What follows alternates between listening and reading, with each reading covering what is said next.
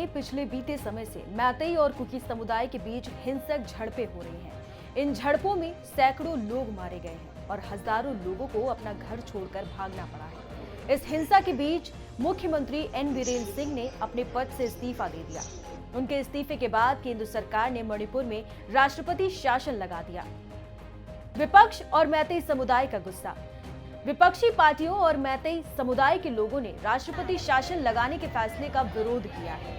मणिपुर अखंडता पर समन्वय समिति, जो मैतेई समुदाय का प्रतिनिधित्व करती है, इस फैसले को अलोकतांत्रिक और दुर्भाग्यपूर्ण बताया है। उनका कहना है कि यह फैसला राज्य को और अधिक शांति में ढकेलने की एक चाल है।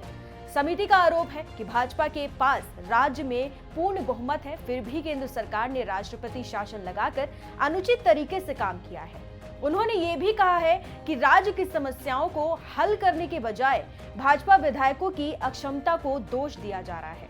मुख्यमंत्री के इस्तीफे के बाद राज्य विधानसभा को निलंबित कर दिया गया, जिससे राज्य में राजनीतिक अनिश्चितता पैदा हो गई। भाजपा के नेताओं और विधायकों के बीच कई बार बातचीत हुई, लेकिन नए मुख्यमंत्री के चयन पर सहमति नहीं बन पाई। इसके बाद केंद्र सरकार ने राष्ट्रपति शासन लगाने का फैसला किया। मैतेई समुदाय का आरोप। मैतेई समुदाय का मानना है कि यह फैसला उन्हें सीधे सैन्य नियंत्रण में लाने की कोशिश है।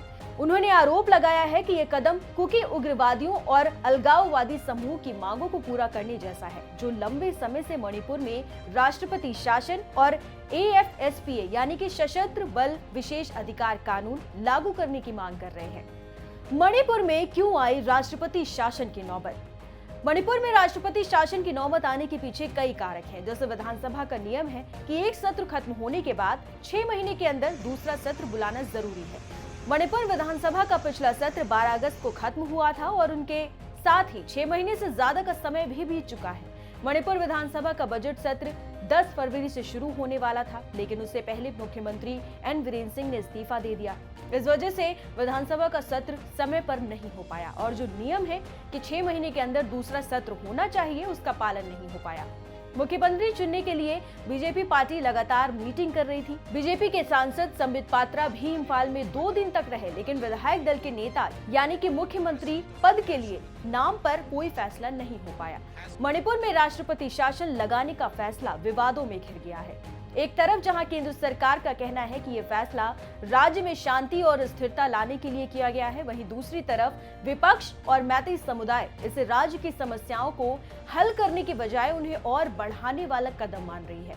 अब ये देखना होगा कि आने वाले दिनों में मणिपुर की स्थिति कैसे बदलती है। फिलहाल इस वीडियो में इतना ही। बाकी तमाम खबरों को विस्तार से जानने के लिए आप देखते रहिए NDTV खबर ब्रीफ, मेरे साथ सिर्फ NDTV के YouTube चैनल पर।